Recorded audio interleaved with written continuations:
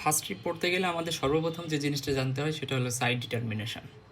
তো যে কোনো বোনস যেটা আমাদের বডির দুই সাইডে আছে, অর্থাৎ মিড লাইনের বোনসগুলো বাদে আমাদের যে রাইট সাইডে কিছু স্পেসিফিক বোন থাকে, লেফট সাইডে কিছু স্পেসিফিক বোন থাকে। নর্মালি এগুলো দেখা যায় যে আমাদের যত লিম্ব আছে, অর্থাৎ হাত এবং পায়ের বোনসগুলোতে এরকম right side and left side এই দুইটার ক্ষেত্রে একটু সাইড ডিটারমিনেশন করতে হয়।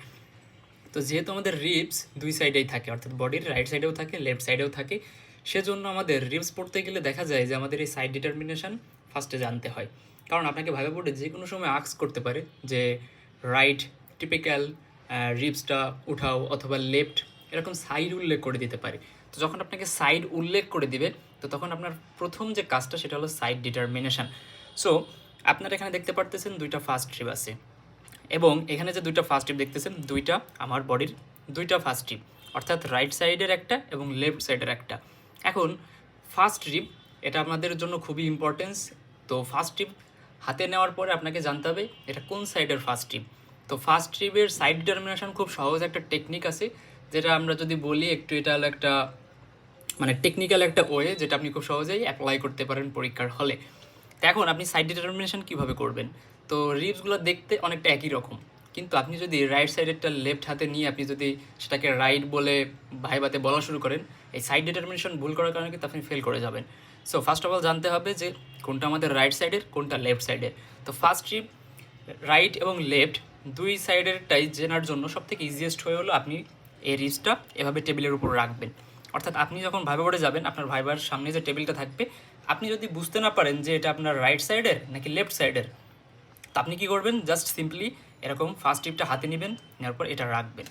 এই দেখেন টেবিলের উপর যখন রাখছি, এটা অ্যান্টেরিয়র এন্ড, এটা পোস্টেরিয়র এন্ড, এটা অ্যান্টেরিয়র এন্ড, এটা পোস্টেরিয়র এন্ড।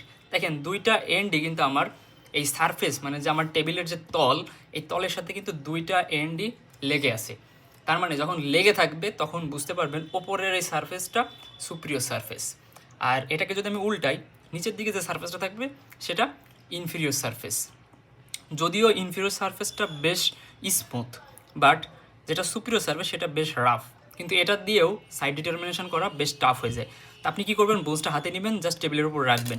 যদি দেখেন যে দুইটা এন্ডই টেবিলের সাথে সমানভাবে লেগে আছে, তাহলে আপনি বুঝে যাবেন এই ওপরেরটা আমার সুপিরিয়র সারফেস। এখন আপনি এটা যখন বুঝে যাবেন, তখন তো আপনি বুঝতে পারলেন যে এটা আপনার রাইট সাইড নাকি লেফট সাইড। এখন আপনি রাইট এবং লেফট কীভাবে চিনবেন? তো যেটা আছে আমার সামনের যে অ্যান্টিরিয়র এন্ডটা দেখতেছেন, এটা অনেক মোটা, যেটাকে আমরা বলি ব্রডেস্ট অ্যান্টিরিয়র এন্ড। এটা সামনের দিকে ধরে আপনি পেছনে পোস্টেরিয়র এন্ডটা যেটা রাউন্ডেড, সেটা পেছন দিকে করে রাখবেন। করে রাখলে আপনি বুঝে গেলেন যে এটা আমার, এটা লেফট সাইডের, এটা রাইট সাইডের। এখন ধরেন আপনি বোনসটা এভাবে রাখলেন। তো এইভাবে রাখার কারণে দেখেন এই মাথাটা কিন্তু উঁচু হয়ে আছে, আবার এই মাথাটাও দেখেন উঁচু আছে। যদি আমি এটাকে চাপ দিই, দেখেন নড়তেছে। এটাকে যদি চাপ দিই, দেখেন নড়তেছে। কিন্তু আপনি যদি এটাকে এভাবে রাখেন, তো আপনি চাপ দিলেও দেখবেন যে কোথাও নড়বে না, অর্থাৎ দুইটা এন্ড সমানভাবে তলের সাথে অ্যাটাচড অবস্থায় থাকবে।